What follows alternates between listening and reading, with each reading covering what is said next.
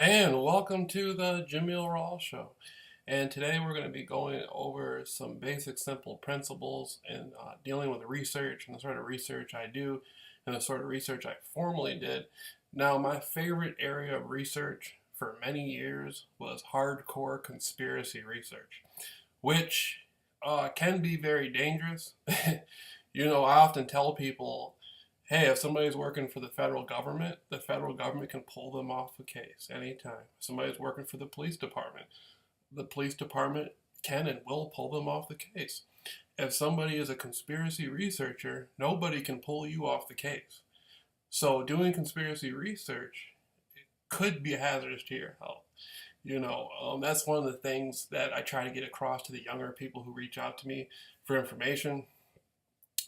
But if you find some really good subjects and you crystallize yourself and you use experience and know-how, you can create a brilliant platform and create a brilliant presentation. Now, boy, what were we going over recently? Recently, I was going over the Civil War. I was going over law, psychology, and through intensive research over many years, it got me into all these different subjects that were mainstream. Like, I never would have been interested in corporate law or business law, but through continually reading old newspaper articles, old police reports, writing letters, making phone calls, doing interviews, I came across, kept coming across that platform over and over and over again. And I realized that the further you go back, the more knowledgeable the mainstream institutions are. So, I would go back and just keep looking into what was really going on in 1964. I started learning about, telephone companies, how telephone companies worked way back then. And I would just learn a wealth of knowledge I never would have learned anywhere else. So I think we'll start off with some basic stuff. I want to impress upon the audience how good it is to learn law. And you can use law in any area. If you're a researcher, you're going to need to learn law. Not dealing necessarily with criminal law, but just the nature of learning legalese, jurisprudence, the study of law. That's going to help you a lot. Okay. Now, this is a Black's Law Dictionary. I have many law dictionaries. And then again, my grandmother was an attorney. And so I learned from watching her what types of law books to get, courtroom procedure, learn the difference between federal courts, state courts. Like you learn, federal judges are appointed, state judges are elected. And I would go back and look, when you look at big popular cases in the media, like from the 60s and 70s, and you want to research into them, you have to know law. You're going to have to learn politics. You're going to have to learn journalism, and it's gotten me into areas. I'll sit there and research microbiology, microelectronics, and it's just fascinating. So, Black's Law Dictionary, and this is so fascinating to read. Like, let me pull up a definition. Like, ethical wall, a screening mechanism that protects a client from a conflict of interest by preventing one or more lawyers within an organization from participating in any matter involving that client, also termed Chinese wall. So, if I'm sitting there reading some well-written newspaper articles from like the 40s or the 50s, which the in America now, the newspaper is on a third grade reading level. If you want to go back and you want to read newspapers from the 40s and stuff, you're going to need to know the terms and words, or you're just not going to get what's going on. You have to take, you have to be disciplined and take it upon yourself and not be lazy, and you have to constantly labor for more knowledge, right? So ethical law, you can find that. You can find that in there.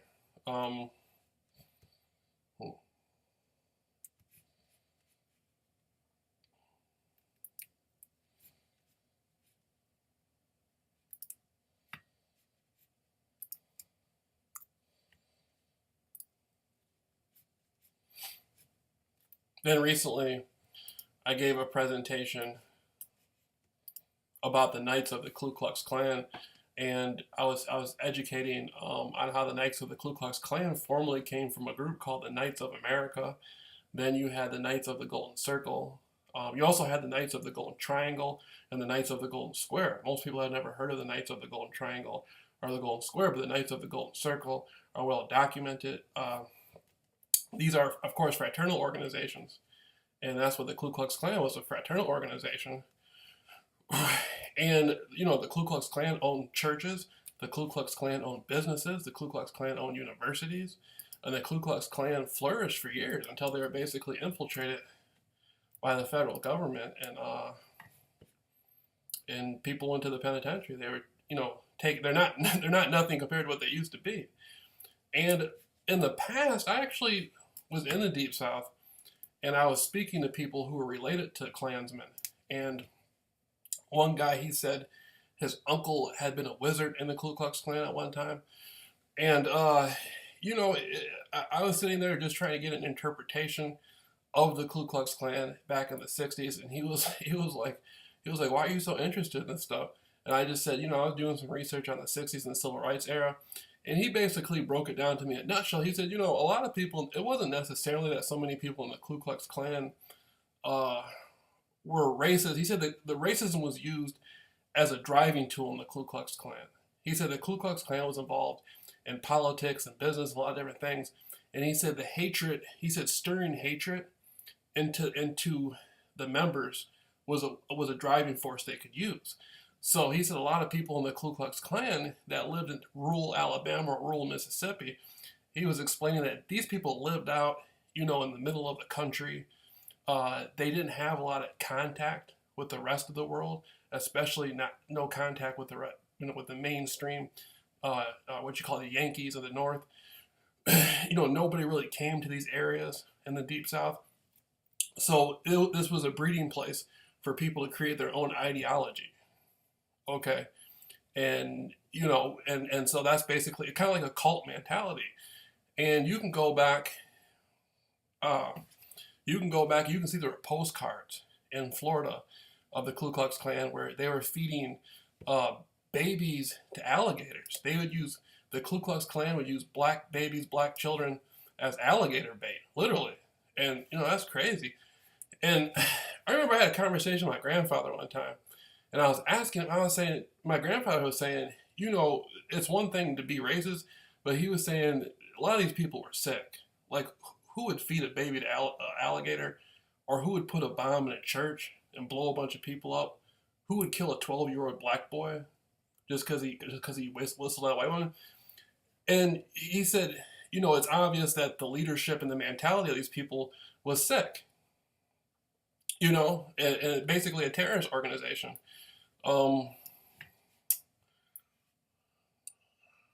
Michigan in Michigan, there was the Ku Klux Klan wasn't just in the Deep South. Like when you talk about the Knights of the Golden Circle and the Confederacy, like there's articles right now you can look at dealing with Muskegon, Michigan, dealing with the gold of Hackley. Was Muskegon founded on the Confederacy's gold? How did the Confederacy gold get up to Muskegon, Michigan? This deals with the Hackley Bank with Lake Michigan. They're finding gold. You know, they're looking for gold in the bottom of Lake Michigan. You know, Muskegon has a lot of cool stuff. There's tunnels under Muskegon. Like there's a tunnel that goes under Laketon Avenue. A lot of people don't know about. But the Ku Klux Klan was burning crosses in Michigan publicly up until the 1920s, 1930s in Grand Haven, Michigan, which is the Coast Guard capital of the country. If you go down, which is a beautiful area, if you go downtown to the pier, across from the pier, there's a little island. And, you know, I grew up around a lot of younger people in the area. They had no idea. The population is mostly young, white, preppy, you know, people. And they had no idea that the Ku Klux Klan was burning crosses on that island up until the 20s and 30s. And I had a conversation with my history teacher about it one time, and my history teacher used to get in some interesting debates. My great uncle served in World War II. He fought the Germans. He helped liberate a Nazi concentration camp. My grandfather was in the Korean War. He retired as a colonel in the United States Air Force. My father was in the Marine Corps. You know, I got a lot of military people in my family. So, and I've always been interested in the United States military historically. And I used to talk to my teacher, and my teacher, he said, I have to teach the curriculum that the high school gives me, but we would talk privately, me and my high school teacher, and he said, yeah, the Ku Klux Klan was in Muskegon. The Ku Klux Klan was definitely in Michigan, and there's photographs you can see in Grand Rapids where the Ku Klux Klan was having parades in Grand Rapids. Uh, Very interesting stuff, and a lot of people don't know this, that there was actual real Nazis in Muskegon, Michigan. There was a salary farm on Getty Street during World War II, when the Germans were getting low on rank. They would start recruiting anybody they could. Like the Hitler Youth was the first up to go. You would see 10, 11-year-old boys on the front line in Germany fighting the Russians and stuff, and they would have old men. The Nazis would have old men fighting for them, and I mean, you can go back and look at the pictures. I'm not exaggerating. And a lot of these younger guys and children and older people came to Muskegon as POWs. Like in America, in America back then, you had the Japanese POW camps, which weren't even a threat to the United States. They were just arrested, almost like the Gestapo was doing in Germany and put in internment camps. The Germans were put in internment camps and sent to Muskegon, and there was a salary farm in Muskegon on Getty Street, and the Germans did labor there. Also in North Muskegon, there was Germans who went to a labor camp. And the Nazi Party, the German Workers' Party, that's one of the most fascinating research subjects I look at. You can learn so much information from researching Germany and World War I and World War II. I mean, intellectually, the Nazis had a lot to offer, extremely. A lot of people go back in World War II and they just focus on the Holocaust. It was a horrible thing. But if you go beyond the Holocaust and you really look at the economic situation in Germany, Nazi church politics, Adolf Hitler never would have gotten into office had it not been for the Catholic Church. The Catholic Church allowed Adolf Hitler in office. And this is mainstream knowledge. There's books being written about it right now. You can go to Barnes and Nobles and read about this stuff. But, okay. So going back, I don't want to get too far off topic. Okay, going back to the Civil War, the Ku Klux Klan. The Ku Klux Klan was a fraternal organization, but also prided themselves as being Christian. And they were trying to, a lot of the jargon behind it seemed like they wanted to return to the old Protestant ways, in which George Washington, the founding fathers, founded the country on. These guys were probably heavily involved in the Prohibition, liquor sales.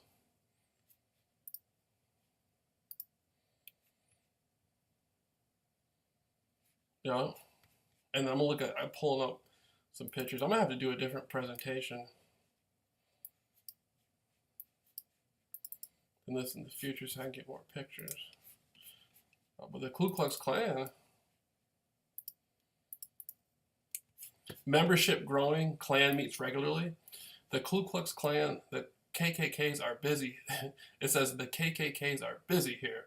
At a recent Klan meeting held in the city of Ypsilanti, a large attendance was reported, quite a number being taken into local organization. It has been said there is no place for such an organization in Ypsilanti, but seemingly it is progressing rapidly. And so Ypsilanti, that's Ypsilanti, Michigan. And so you can see the Ku Klux Klan was recruiting. And when the Ku Klux Klan recruits, they don't look for just like young, angry white guys. These guys recruit. In the Deep South, everybody was a member. The police, the judges, the mayor, they want everybody. They want the most prominent people to be members. Being a member of the Ku Klux Klan was a sign of prominence. You were like considered promising. Invisible Empire, Knights of the Ku Klux Klan, Knights of the Great Forest, Newaygo County. And this is an ID card for the Grand Dragon of the Ku Klux Klan. And at the same time you had the Ku Klux Klan in the Deep South coming out, you had all these black inventors like air conditioning unit invented by Frederick M. Jones, July 12th, 1949. A black man. Auto fishing device, G. Cook, May 30th, 1899. Auto gear shift, Richard B. Spikes. Blood plasma bag, Charles Dew. Bicycle frame, I.R. Johnson. Baby buggy, W.H. Richardson. Cable TV blocking device, Joseph N. Jackson, and he made that in 2000. Cellular car phone, Henry T. Sampson, 1971. What? This is interesting stuff. Chamber of Commerce, T. Ekin, Chamber Commode, T. Ekin, 1897. Clothes dryer, G.T. Sampson, 1892. Doorknob, O. Dorsey, 1878. Egg beater, Willie Johnson, 1884. Elevator, Alexander Mills, 1867. And you got to think the Confederacy gold. You know, there's a big story now where they're saying, hey, the Confederacy gold built Muskegon. And you got to think, okay, the Confederacy gold built Muskegon. How did the Confederacy get the gold? They got it from the slave trade. So the slaves in the Deep South slaved on the plantation, died on the plantation, and then the gold was sent. Charles Hackley got the gold and then built Muskegon with it.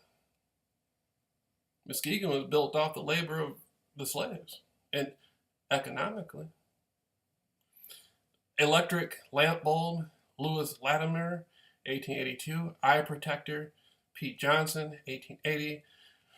Female cycle indicator, Joseph N. Jackson, 2000. Female cycle predictor, Joseph N. Jackson, 1998. Fire extinguisher, J.T. Marshall, 1872. Gas mask, Garrett Morgan, 1914. Golf, T. Grant, 1899. Guitar, Robert Fleming Jr., 1886. Hairbrush, Lydia D. Newman, 1898. Insect destroyed gun, A.C. Richard, 1899. Ironing board, Sarah Boone, 1887. Lawnmower, J.A. Burr, 1889. Lawn sprinkler, J.W. Smith, 1897. Lock, W.A. Martin, July 23rd, 1898. Lantern, Michael C. Harvey, 1884. Lubricating cup, Elijah McCoy, 1898. Mailbox, Paul B. Dewing, 1891. A mop, Thomas Stewart, 1893. A motor, Frederick M. Jones, 1939. Peanut butter, George W. Carver, 1896. Record player, Joseph H. Dickinson, 1918. Refrigerator, J. Standard, 1891. Riding saddles, W.D. Davis, 1896. Rolling pen, John W. Reed, 1884. Shampoo headrest, C.O. Bailiff, 1898. Spark plug, Edmund Berger, 1830.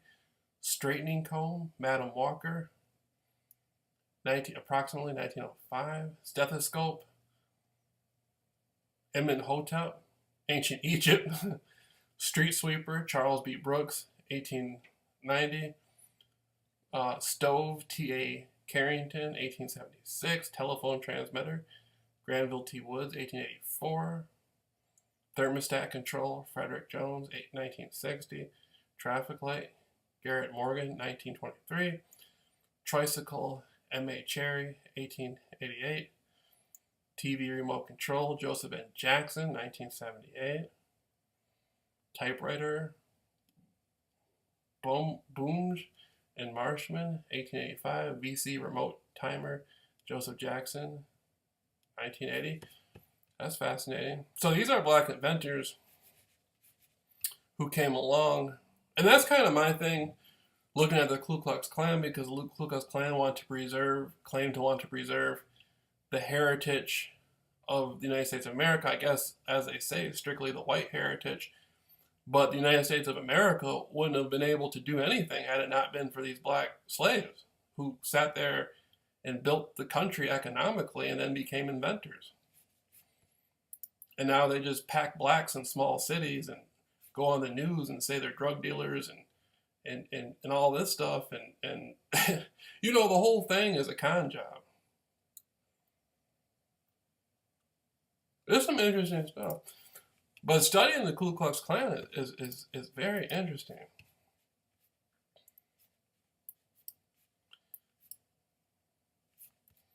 Let me get some.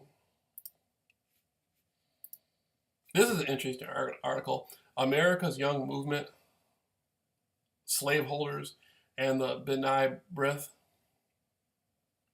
I put a link up for this on one of my last videos.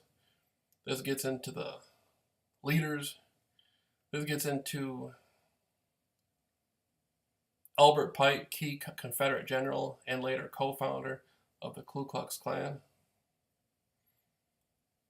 The spread of the Knights of the Golden Circle, the B'nai B'rith, spread along the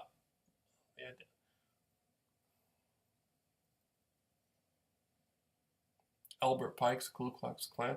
Abraham Franklin, friend of Albert Pike and leader of B'nai B'rith in Memphis, Tennessee, along with a page from his Kabbalistic researches show his worship of the Syrian god Baal. The memoir of the Masonic Temple in Alexandria, Virginia incorporates his blasphemous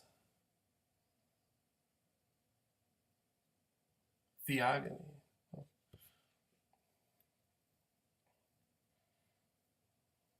Civil War is one of the most interesting times in America.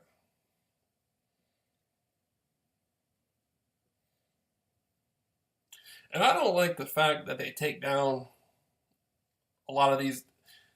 I don't like the fact in today's world that they take down the Confederate statues.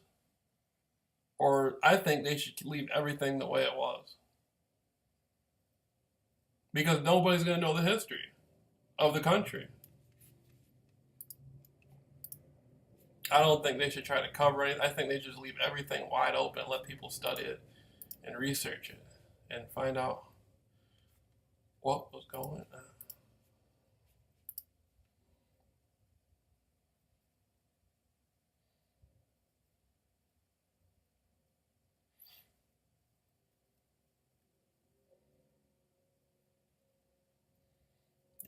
Michigan Ku Klux Klan. Let's see what.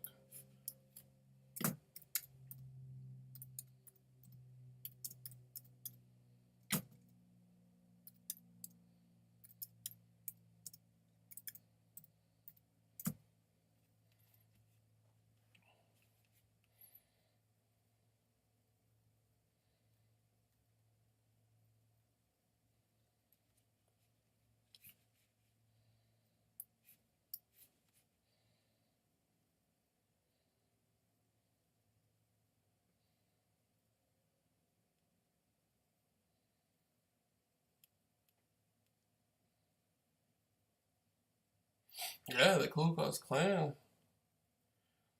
They lost their political power, is what happened. They lost their protection, their political protection in Washington. The Ku Klux Klan, the invisible empire. The Ku Klux Klan was big.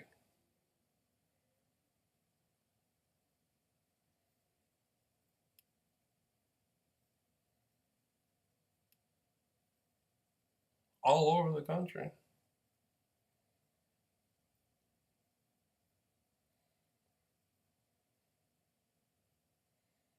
Ku Klux Klan in Detroit. Proving the Ku Klux Klan is not an exclusive aberration of the South, Detroit News photographer Old Robertson attends a Dearborn Lily White suburb Klan meet charts.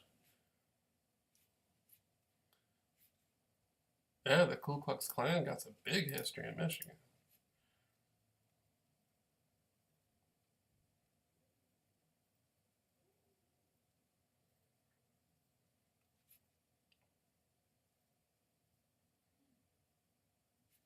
Ku Klux Klan, anti-Jew, anti-Negro, anti-Catholic, anti-foreigner, anti-labor.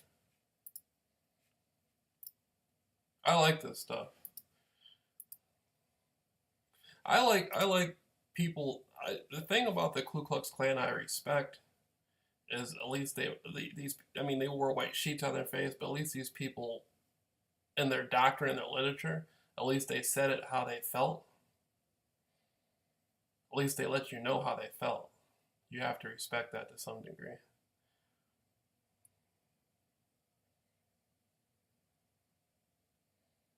Missing, call the FBI. Goodman, Cheney, and Schumer were the civil rights workers abducted and murdered by members of the Ku Klux Klan.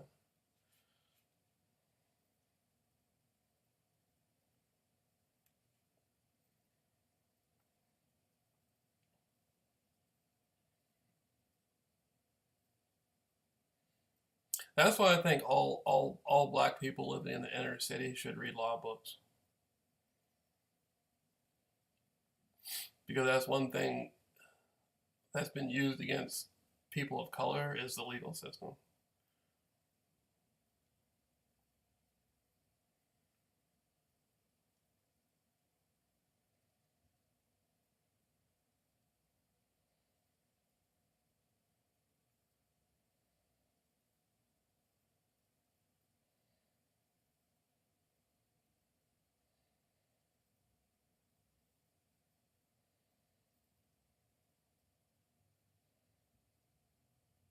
Says Ku Klux, not anti-Jewish, anti. This is interesting stuff on the Jameel Rawls show.